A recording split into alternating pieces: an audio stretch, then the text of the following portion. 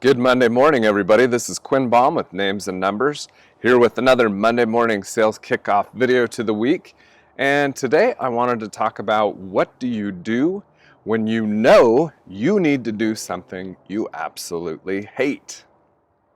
The past few weeks we've talked a ton about goal setting and habits and how you make things a daily occurrence so that you can succeed and do things great. The 20-mile march principle, the pyramid goals, all those things. And today I wanted to focus on what do you do when you've got something you know you should do, you know it's good for you, but you hate doing it. These are the kind of goals I like to call green smoothie goals.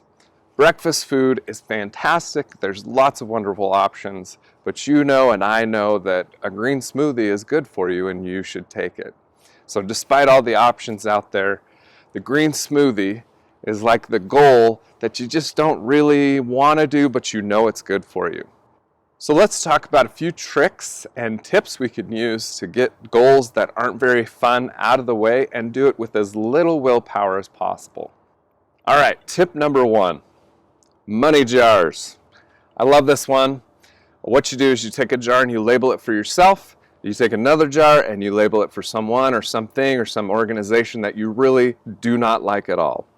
And how this works is, let's say, for example, that as a sales rep, you have a goal to make 14 solid sales contacts in a given day for a week. So 14 a day for a week. They got to be 3 minutes long. You got to talk to a decision maker, but you've got it all figured out. It's not very fun, but you know you got to do it, and you know if you succeed, you'll be really successful, right? Okay, so what you do is at the end of the week, if you've hit 14 a day for that week, you take a crisp $100 bill and you put it in your jar. And after a couple months or a couple weeks, whatever money is in that jar, you get to keep. You get to spend it on whatever you want. Now, if you did not get 14 a day, you take your $100 bills and you put it in the jar for the band Nickelback. And after a couple weeks or a couple months, you actually have to send this money to the organization or the person that you absolutely do not like. You hate them. It's a simple trick with a monetary reward, and we'll talk a little bit about rewards in a second. But the bigger deal is that you have an enemy that you send your money to if you don't hit your goal. It can be really motivating. All right, tip number 2. Tie the thing that you don't like to something you do like. A great example would be, I once heard of a guy who tied his television and his stationary bicycle together so that his TV would only turn on, he could only watch TV while he was actually pedaling on the stationary bicycle. That's a great example of tying something you hate with something you like and making it a little easier.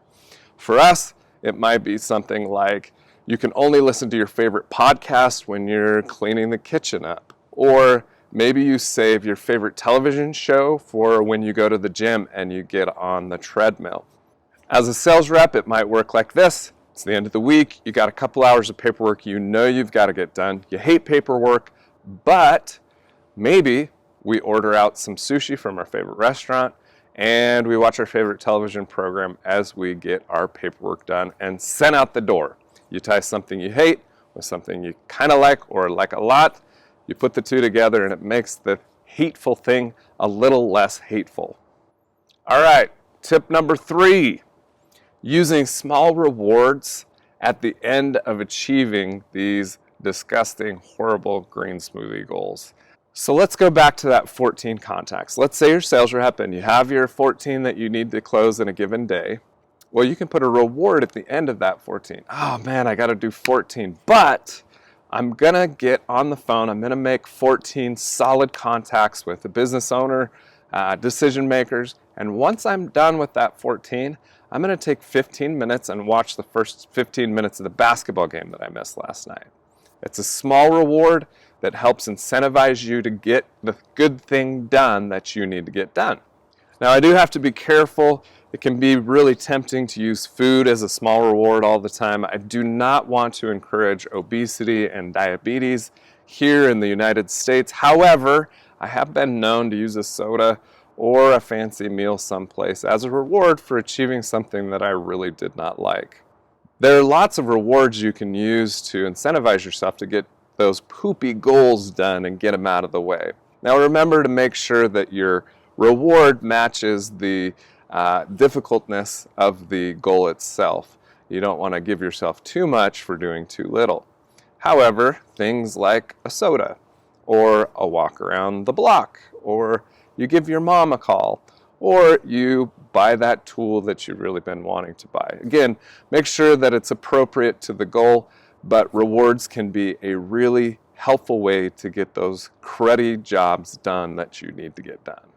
Thanks for watching today. I always appreciate the views and the likes and the comments that we get. If you got any value out of this video today, I'd ask that you share it with someone you think could use it.